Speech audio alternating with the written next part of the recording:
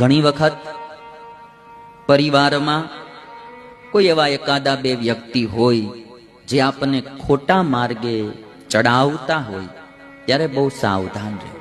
કે દુર્યોધન ખૂબ વિચિત્ર પ્રાણી હતું, પણ મને એવું લાગે કે દુર્યોધન જેટલું વિચિત્ર પ્રાણી હતું એનું મૂળ કારણ કે એને ચડાવનારો મામો શકુની હતો.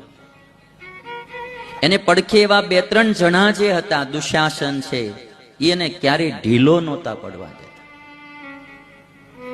ઘણી વખત કોઈ માણસને પાપના માર્ગેથી પાછું આવવું હોય, કોઈને ખોટા માર્ગેથી પાછું વળવું હોય,